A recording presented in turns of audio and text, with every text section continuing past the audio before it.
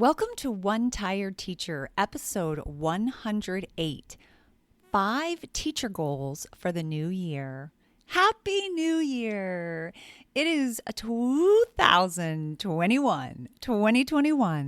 It's hard to believe that we are actually in the new year. I felt like 2020 was dragging on for all of eternity. And I know there are so many teachers out there that are feeling so thankful that we have ended 2020 and we are now moving into 2021. Oh, there's a lot of expectations for this year and a lot of hope and a lot of, I don't know, probably a lot of big feelings around this because we've all endured such an unbelievable year that we are ready for something new, some change, something different in 2021. So I'm excited and I'm ready to talk about goals for the new year. And I'd like you to stick around and join me.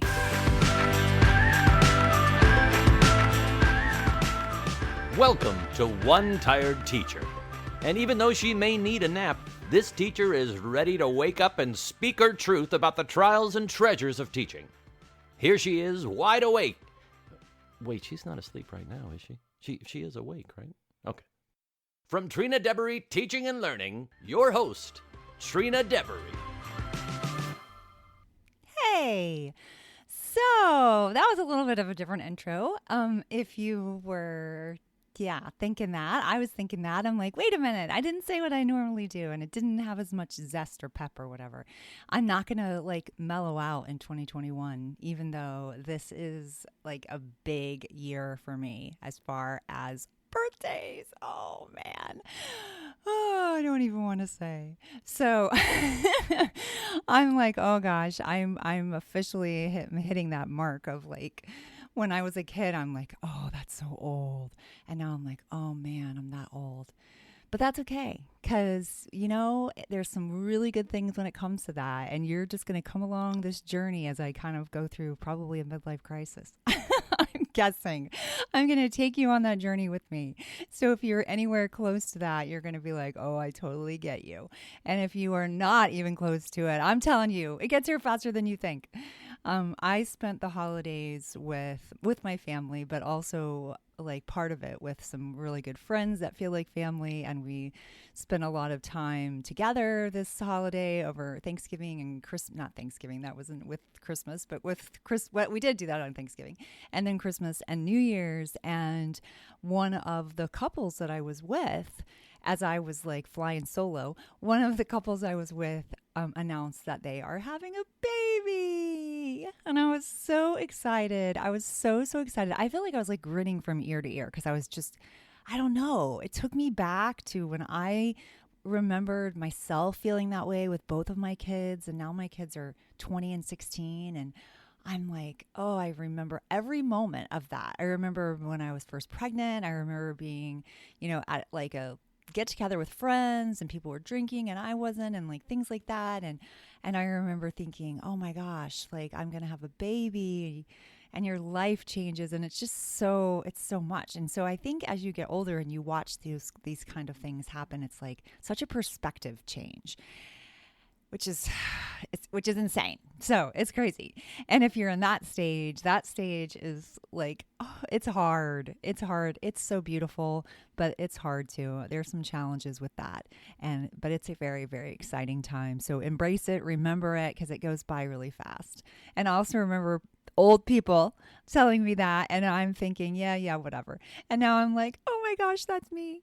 So I totally get it. Okay. Anyway, let's talk about the new year. Let's talk about some things that I think are super important for teachers to keep in mind as we embark on something that's new. Now, we know that things are still different in a lot of places. In fact, some of you are going back not in person. You're still virtual. Some people are still virtual. Some people are doing a hybrid model, and some people are fully face-to-face. We've been fully face-to-face this entire year, and our numbers have gone up over the holidays, especially even in my own county and my in my town where I live. So it's crazy. It's crazy time. And so it's going to look different. Teaching is going to look different for quite a while. And I actually think there's a lot of things that are going to continue to be different for maybe from here on out. So I think that those are things to think about too. I don't want to focus that on this show. I do want to talk about that in the future though, because I think it's important for us to think about. I do think it's important when we start a new year to kind of reflect on the past year and past years, and think about the things that we really enjoyed and that went really well, and what we want to do to continue that and take some of that with us. And for me, for example, even during the pandemic, one of the things that I would like to take forward is how much like downtime I had, or how much time I had like spending with family, and how I did, like, a lot of things really didn't get in the way of that. And I think that's important. I'd like to take that into my future, and I want to hold on to that. So I want this kind of lesson, to be thought of as like a lesson, so that I can learn from it, and I can take those things with me. I also think that, technology played a huge, huge part. Now, I love technology. I got my master's in technology and education technology and media design. And it is something that really excited me in the classroom. I don't feel like I get to do that in the school setting that I'm in now, sadly, especially because I'm the media specialist. So / technology integration coach, which I don't even know why I have that part of the title, because I feel like it doesn't exist, which doesn't make a lot of sense considering, this is really when we are needing technology, and we should be looking at it because it's very meaningful, and there's things that we can do to make it better. We have unfortunately not taken those steps in my district, and we've made it more like hand tying than I think I've ever seen.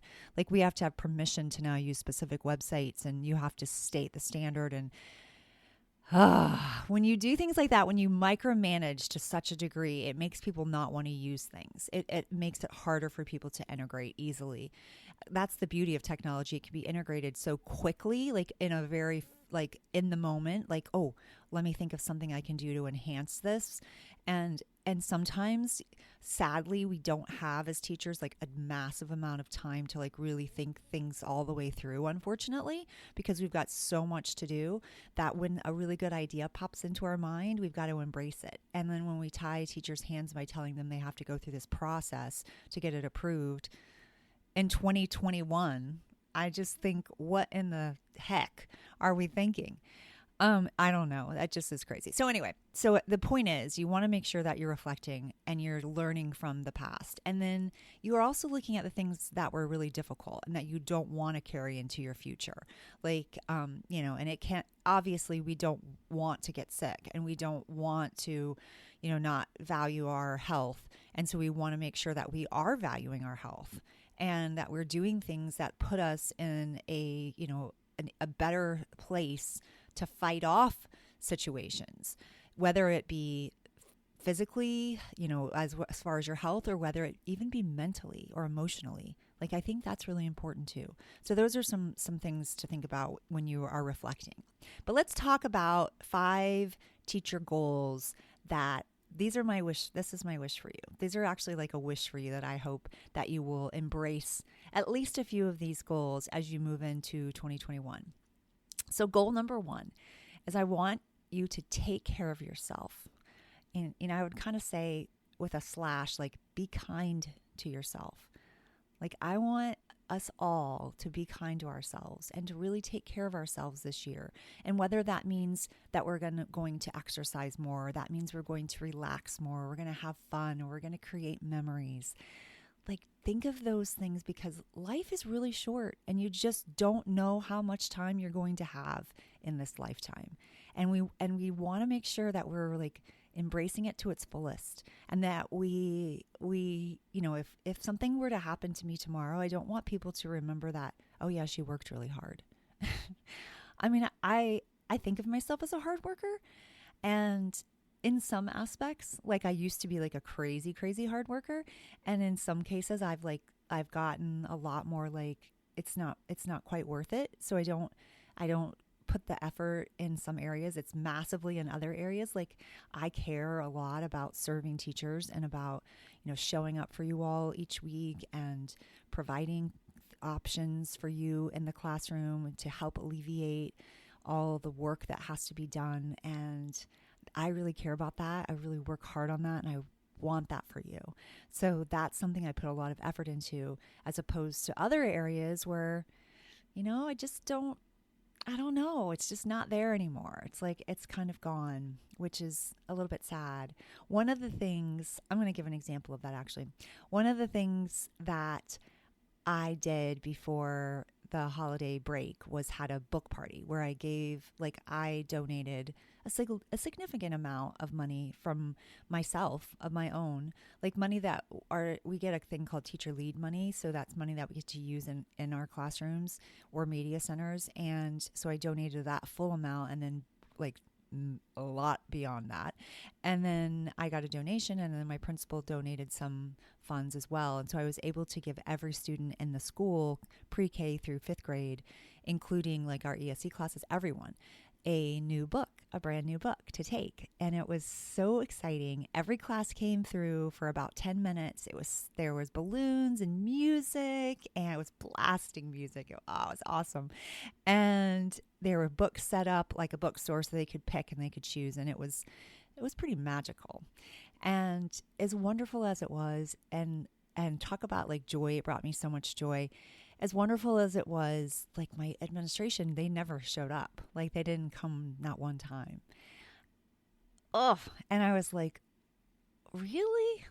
Like, I don't know. I just think sometimes, and there's so much going on. So I give them that. And I'm like, there's so much happening. So much, we actually had some COVID cases. Like we had a lot of stuff going on. So I say, you can't help that sometimes, but you've got to make those kind of things a priority when you want that to be a priority in your school.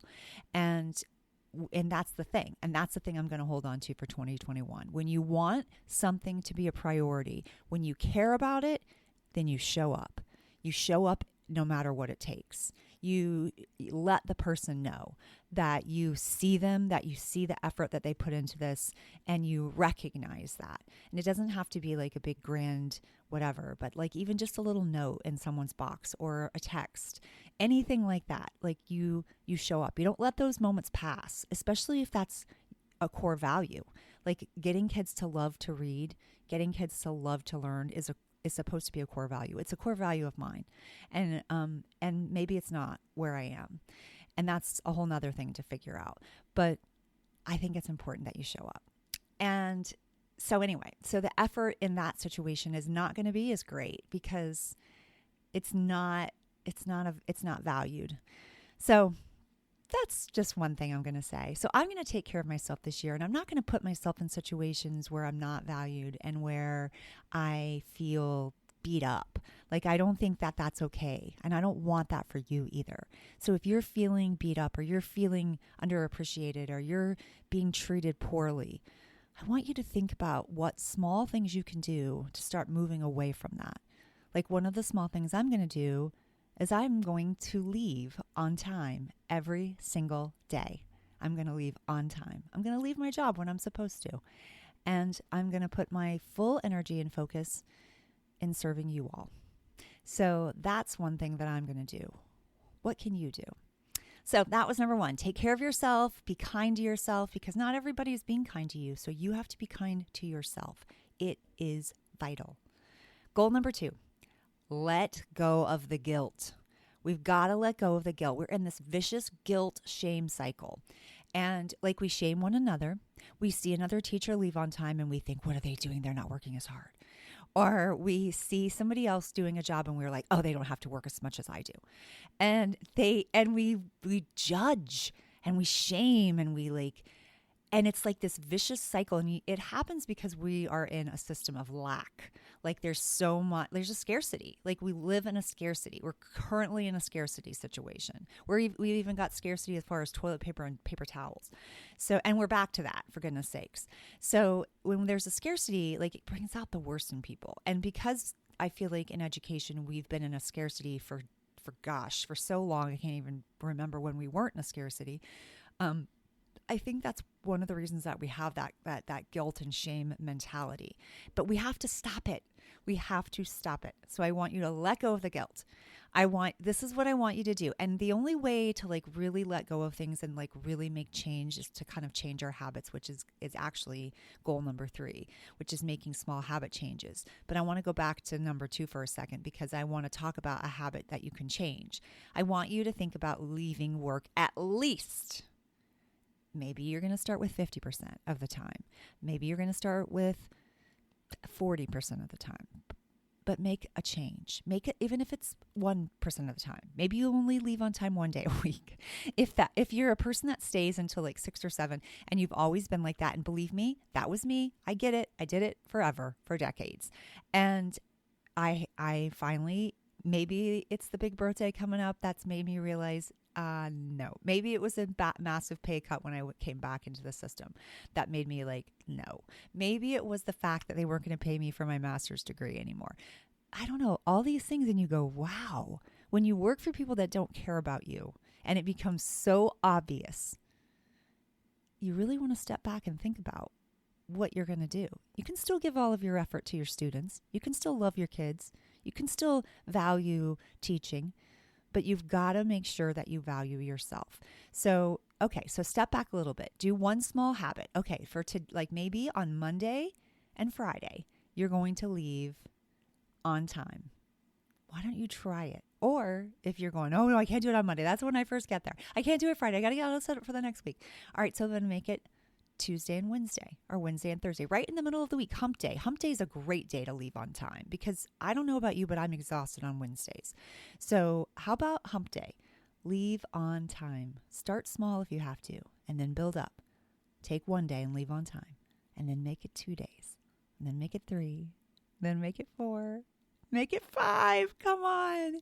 You can do it. You will be so thankful. Even if you have to do a little bit, just a little bit of work at home, you will not be interrupted. Well, you might be interrupted. If you've got little ones, that's super hard. That stage was really hard. Like I couldn't get a lot of work done at home. In fact, being in my classroom probably was easier, except for everyone came into my room all the time. I was the team leader forever. So people came in and out of my room constantly. Find a closet and get your work done there. I don't know. That's hard. You gotta really think big on this one. Okay. Another one is to take out a few, take off a few days. Allow yourself to have 1 day at least a month where you take a mental health day, and you go to the beach, or you go for a walk, or you go get a pedicure, or you binge watch The Queen's Gambit on Netflix, or Schitt's Creek, which is what I'm watching right now. So you watch something, you relax, you don't think about anything. Another thing you could do by letting go of the guilt is, and maybe it's guilt with your own family. Like maybe you say, on 1 day a week, mommy needs a night off. Like you and your husband work out where you give each other nights off. Like they come home from work and you're off the clock. Like you're in your room, no kids are in there, you're by yourself, you get a little bit of time to do whatever you want, even if it is schoolwork or reading a book. I mean, reading a book, for goodness sakes. I'm reading The Home Edit. So good. I did a home edit over this break on my closet and my bathroom, and that's a whole nother story, and it was unbelievable. You should have checked out my pictures on Instagram. I actually did them on Instagram story, and that's Trina TNL, which is for teaching and learning on Instagram. And so I'm going to link to that in the show notes so you can find me, because I was doing some stories on Instagram stories on my home edit. I should actually post those pictures so you can see them, because it was transformative. Anyway, so you get a night off, you take a night off, take a few days, go to bed early 1 time a week, do those kinds of things. All of this still ties back to being kind to yourself and letting go of the guilt. It's all right for you to have some time for yourself. So number 3 was make small habit changes. for like a long-term change to happen, you got to start with small habits. So for example, if you want to be a person that like gets some work done in the morning, or you want to meditate or pray or do something, you want to be, do that more, or you want to exercise more. Maybe you make a goal to get up 15 minutes earlier. 15 minutes isn't terrible. 15 minutes is doable. And you do that every single day for like at least 2 weeks. At least I think you have to do it. I think it might be even 21 times before it becomes a habit. I can't remember what the number is. I feel like it might be 21. So let's say you do that for a month, and you start to see a change. Like now you're praying or meditating or something in the morning, or you're walking or jumping rope or like running in place for 15 minutes. And then it starts to build a little bit more. And that's how you make big changes. You just start really small. It doesn't feel as overwhelming when you start small. Another change that you might make, another habit, like it could be like even a 15-minute walk after dinner. You want to make it a routine so that you don't forget it. And it's an important thing for you to do. Like I want to be more, I want to read the Bible more. So I have a routine that before I go to bed, every single night, I read in my Bible app every single night. And I actually get these plans. I love my little Bible app. It has all these different plans, and then it holds me accountable, which is really good for me. I need to be held accountable. So that small habit has helped me like continue to build in my relationship. And if that's not your thing and you're doing something else, then you do what you do. And I think that little small thing has become a habit now. It's something that's a habit, and it has changed. It has made a big change for me. All right, goal number 4, practice gratitude. I talked about this at Thanksgiving because I think it's so important. But when we practice gratitude, it helps us like not focus so much on the things that are negative. Believe me, I don't think that we can't talk about those things. I think it's important for us to be able to vent and to get things out. And actually goal number 5 is to feel your feelings. So I think it's important for us to feel our feelings. We don't have to just brush them under the rug. I get so irritated when people are like, just be positive. It's really hard to just be positive, especially when you have like depression and anxiety, which I do. And so it's hard to just be positive. It's not like I'm walking around being depressed on purpose. Like it's really frustrating when people say that. My grandmother used to say that, put on a happy face. And I'm like, I don't have a happy face. So it's okay. It's okay to feel your feelings. We don't have to feel our feelings in the middle of our classroom. We don't have to, which I have done. We don't have to feel our feelings right out for the whole world to see on Facebook, but we can definitely feel our feelings. It's important. And while we're feeling our feelings, if we're practicing gratitude, because I want to go back to that, then it actually helps us start to see the world in a better way. Like when you start thinking about the things that you're grateful for. I used to keep a gratitude journal, and I actually created one for students, and it's on my TPT store. I'll link to it in the show notes, but you can use it as well. I have a digital version too, so you don't even have to like write. You can just type, and which I love. I like to type, but I also think that some people love writing. So either way, I've got you covered. So I think that that's something that you can do. And I used to write down at least 3 to 5 things every single day. And I just found mine from years and years ago. I actually let it go. I cleaned it out in my home edit because it was from when I was married. And I'm like, okay, it's time to let this go. It doesn't bring me joy anymore. It's time to let this go so I can allow new things to come. And that's the thing, letting those things go so we can let new things come into our lives. So I'm going to go back to my gratitude practice because I think it's really important. And I think it's important to be reminded every day of the things that we are thankful for.